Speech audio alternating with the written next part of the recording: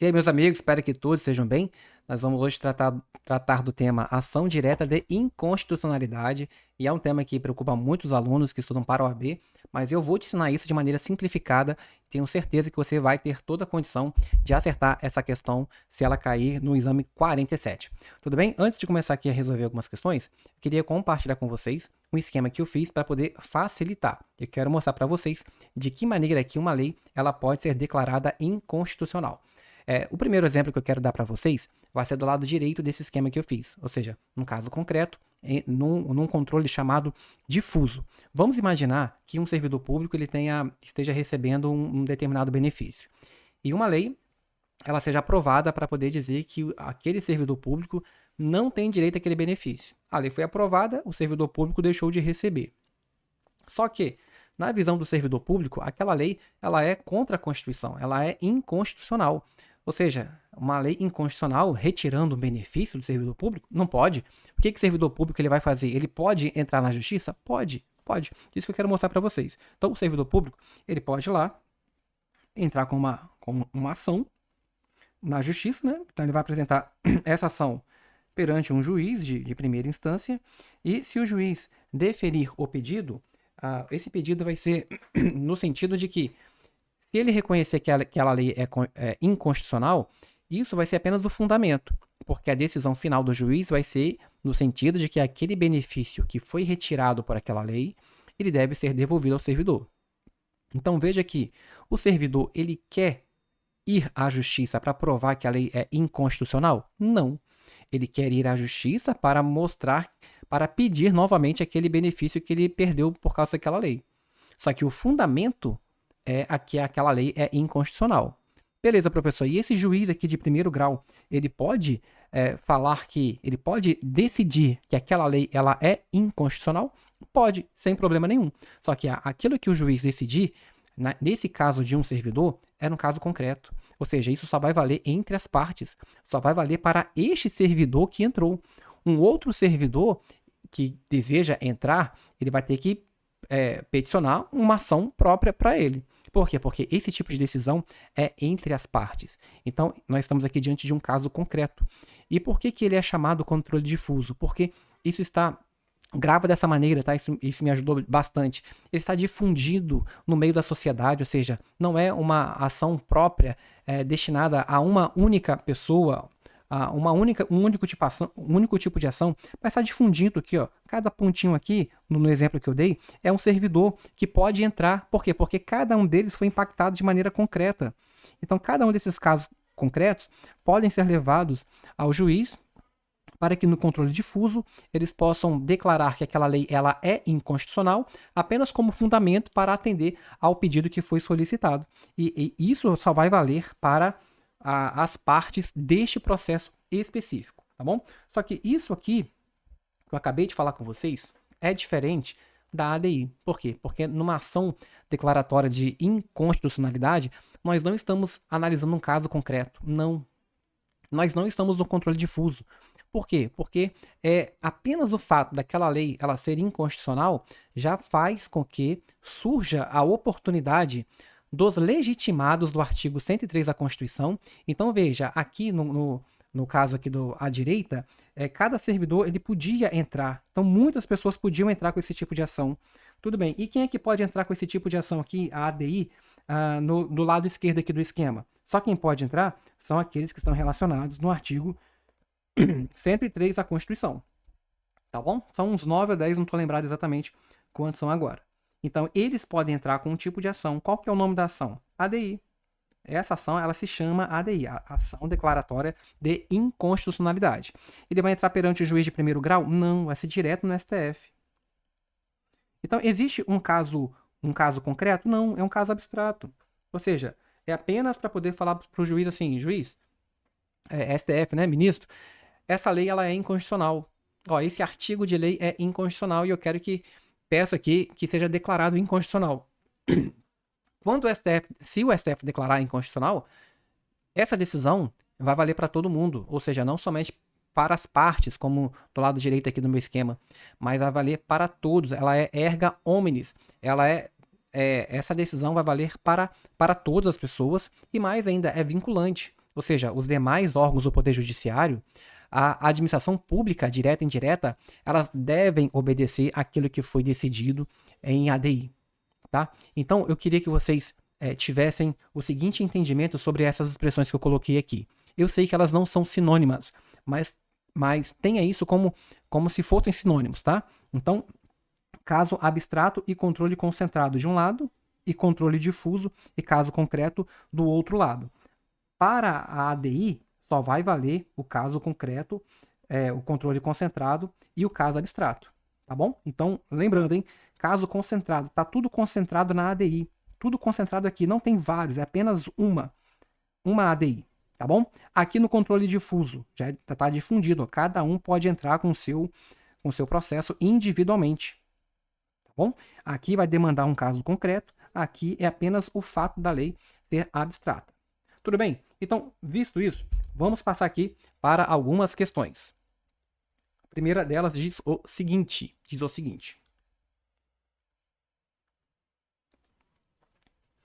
Olha só, a Assembleia Legislativa de um Estado da República aprovou uma lei estadual que criou benefícios tributários sem observância das normas gerais. Diante da edição da norma, questionou-se a constitucionalidade da lei em face da Constituição da República, por possível violação à repartição de competências legislativas. Então, considerando aqui, né, o controle e as leis aqui, vamos lá. A ação direta de inconstitucionalidade, ADI, é o instrumento adequado para o controle abstrato, hein? ADI, controle abstrato. Vamos ver aqui, ó, ADI, controle abstrato. Aqui, ó, caso abstrato, tá bom? Da lei estadual em face da Constituição Federal, produzindo como regra o que? Efeito erga omnes para todos e mais ainda vinculantes. É exatamente esse aqui o nosso gabarito. Vamos ver o erro das demais. Ó, a inconstitucionalidade da lei estadual somente poderia ser arguida por meio do controle difuso. O controle difuso está do lado de cá. Não. Pode ser tanto pelo meio do controle difuso quanto por meio do controle concentrado, sem problema. C. A ADI somente pode ser proposta pelo Procurador-Geral da República. Não. Por quê? Porque aqueles que podem propor a ADI estão relacionados ao artigo 103 da Constituição. Tem o PGR lá? Tem, mas tem vários outros legitimados que também podem entrar com esse tipo de ação. A declaração de inconstitucionalidade produz efeitos exclusivamente interpartes. Não. O efeito interpartes está do lado de cá, ó, no controle difuso, no caso concreto.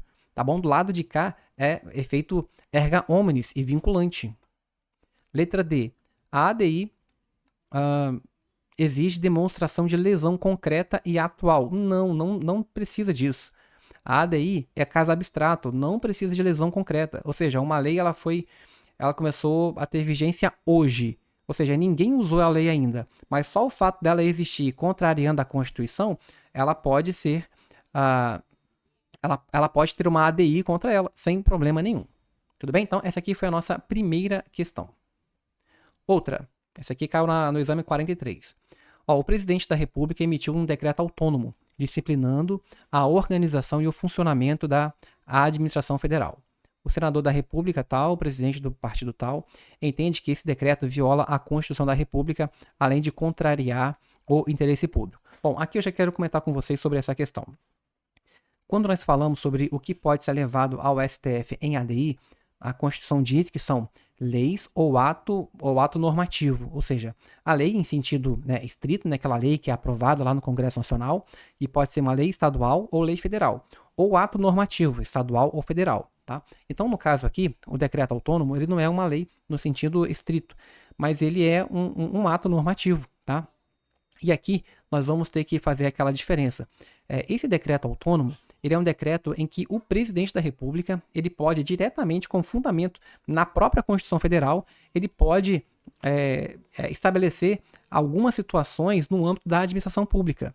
E isso não pode ser feito por meio de um decreto comum. O decreto comum ele apenas disciplina aquilo que está na lei. Então, o que a questão ela quer saber é o seguinte: o presidente da República emitiu um decreto autônomo. Esse decreto autônomo ele pode ser alvo de uma ADI, ou seja, pode-se entrar com uma ADI contra esse decreto autônomo? A resposta, sim. Por quê? Porque neste caso específico, esse decreto específico do presidente da República, ele tem o seu fundamento de validade, que é a própria Constituição, e aquilo que estiver no decreto estará valendo, e se o que estiver no decreto não estiver de acordo com a Constituição, pode sim vir alguém, alguns dos legitimados, entrar com uma ADI contra ela. Tá?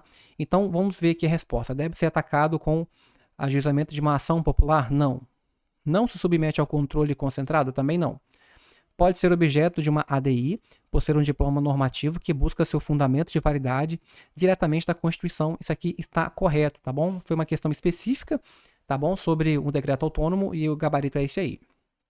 Outra da OAB, agora do exame 44. No estado Sigma foi promulgada a lei tal, que aborda a matéria de direito financeiro. Ocorre que os dispositivos deste diploma normativo entram em conflito com as normas do ato das disposições constitucionais transitórias. Essa também é uma questão específica que eu quero explicar para vocês. Quando a Constituição foi promulgada em 1988, nós estávamos ali diante de um novo cenário normativo, um novo cenário constitucional, e várias leis seriam necessárias para colocar em prática aquilo que a nova Constituição estava trazendo ali naquele momento. Só que a gente sabe que uma lei ela não é feita de maneira rápida, demora-se um tempo, né? E o que aconteceu ali? O que foi feito em 88? Foi feita a Constituição, que começa no artigo 1º, vai até o artigo 250, mas também foi feito uma espécie de anexo. É um documento que diz mais ou menos assim: olha, na Constituição diz que precisa de uma lei para poder regulamentar tal coisa. Mas enquanto essa lei não é feita, a regulamentação será assim, assim, assim. Então, por que é transitório? Porque enquanto apenas determinada lei ela não era criada. A tendência era que, a partir do momento que as leis fossem criadas, que o ADCT deixasse de ser usado. E tem muita coisa ali que não usa mais. Só que naquilo que ainda está em vigor, o ADCT ele tem o mesmo nível da própria Constituição. Então é exatamente isso que a questão quer saber. Ou seja, uma lei ela está contrária não ao corpo da Constituição, do artigo 1º ao 250. Determinada lei ela é contrária àquilo que está no ADCT. E aí, aquilo que está contrário ao ADCT pode também ser levado em forma de ADI para poder declarar inconstitucional? A resposta, sim. Por quê? Porque aquilo que está na ADCT faz parte de todo esse contexto constitucional que deve ser preservado. Tá? Foi também uma questão específica, mas fica aqui como informação para vocês. Aqui na letra A ele fala o seguinte, ó: embora federais, as normas do ADCT possuem hierarquia legal. Não, é hierarquia constitucional. As normas do ADCT, por possuírem status supralegal, não é supralegal, é constitucional. Na medida em que as normas do ADCT têm estrutura constitucional, pode ser proposta a ADI para que seja reconhecida a inconstitucionalidade das normas da lei estadual tal. É isso aqui nosso gabarito. Como a ADCT possui natureza legal, não, está errado. Mais uma aqui, também da OAB, do exame 39 agora. O presidente da República promulgou a lei federal tal, versando sobre certa matéria que também poderia ser objeto de medida provisória. Tal lei vem sendo aplicada normalmente por diversos órgãos judiciais e administrativos do país. No entanto, convicto da inconstitucionalidade da lei federal tal, um legitimado resolveu ajuizar uma ADI perante o STF contra o referido diploma legal. No julgamento da ADI, o plenário do STF resolve por maioria absoluta de 6 ministros julgar procedente o pedido e declarar a inconstitucionalidade da lei federal. Então, com base na situação hipotética apresentada, assinale a opção que está de acordo com o sistema brasileiro de controle. Bom, pessoal, o que vocês precisam entender é que quando o STF ele declara inconstitucional, isso aí tem um efeito vinculante. Quem estará vinculado? Os demais órgãos do Poder Judiciário, então o STJ, TRF, TJ, o juiz individualmente, todos eles serão obrigados a obedecer. Mas quem estará obrigado a obedecer? A administração direta e indireta, tá? Os prefeitos, os governadores, as secretarias, uma empresa pública, a sociedade de economia mista, todos eles estarão obrigados a respeitar aquilo que foi decidido em ADI pelo STF. Outra pergunta: quem é que não estará vinculado? O poder legislativo, ou seja, que é o poder de criar leis. Se o STF diz que determinada lei é inconstitucional, isso não vincula o legislativo, que pode, inclusive, editar a mesma lei novamente, sem problema nenhum, tá? Então, quem não é vinculado? O poder legislativo e o próprio STF, que também pode mudar aquilo que foi decidido por ele. Bom, com base nessa explicação, vamos tentar resolver essa questão aqui. A decisão final do STF, em tela, vincula todo o poder judiciário, incluindo o próprio pleno do tribunal. Não, errado. Por quê? Porque não vincula o próprio STF. O presidente da República poderá editar medida provisória sobre a matéria, porque ao exercer a função legislativa, não está vinculado à decisão definitiva do STF de mérito proferida em ADI. Esse aqui é o nosso gabarito. Professor, o senhor falou que a administração pública direta, ela não está vinculada. O presidente da República faz parte dessa administração pública direta. É verdade, só que aqui ele está na função específica de legislador, ou seja, quando o presidente da República ele edita uma medida provisória, ele está na função de legislador, tá? Então é exatamente por isso que ele pode fazer essa medida provisória.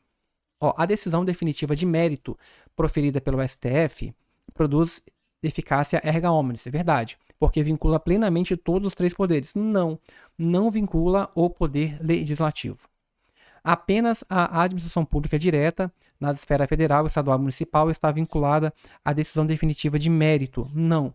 Além dessa administração pública direta e indireta, nós temos também, se bem que aqui ele falou só direta, né? Só por isso já estaria errada, mas temos também os demais órgãos do Poder Judiciário. Mais uma questão também da OAB. Em decisão de mérito proferida em sede de ADI, os ministros do STF declararam inconstitucional o artigo 3º da Lei X. Na oportunidade, não houve discussão acerca da possibilidade de modulação dos efeitos temporais da referida decisão.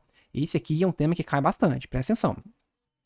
Não houve discussão acerca da possibilidade de modulação dos efeitos temporais. O que é isso, professor? Pelo amor de Deus. Olha só, existe a possibilidade de, quando o STF ele for declarar determinada lei inconstitucional, ele pode mudar. Por quê? Porque a regra geral é que se uma lei ela é inconstitucional desde a época em que ela foi publicada, porque ela foi promulgada. Então vamos supor uma lei que esteja em vigor durante 10 anos. Foi declarada hoje que ela é inconstitucional. E aí, essa decisão, ela retroage a 10 anos atrás? Sim, a regra é essa, que ela retroage a 10 anos atrás. Agora, para retroagir 10 anos, olha a quantidade de problema que isso pode gerar. Ou seja, quantos contratos que foram feitos com base nessa lei nos últimos 10 anos? Será que a gente vai ter que desconstituir todos os contratos? O normal seria, tá? Agora, para evitar esse tipo de problema, existe uma possibilidade. O STF ele fala bem assim, essa lei ela é inconstitucional? É. Mas por questão de segurança jurídica, ela será inconstitucional a partir de hoje. Ou mais ainda, ele pode falar bem assim, ó, ela será inconstitucional a partir daqui a 6 meses. Isso se chama modulação dos efeitos temporais, ou seja, em que tempo que isso vai começar a valer? É hoje? É há 10 anos atrás? Se o STF não falar nada, é porque vai retroagir, porque esse é o efeito natural. Agora, se houver a modulação dos efeitos, aí pode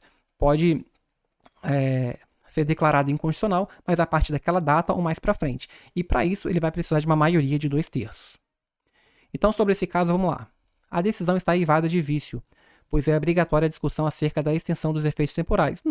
Não é obrigatório. Se não falar nada, é porque vai retroagir desde quando a lei ela existia. E aqui fala que não houve essa discussão. Então está errado.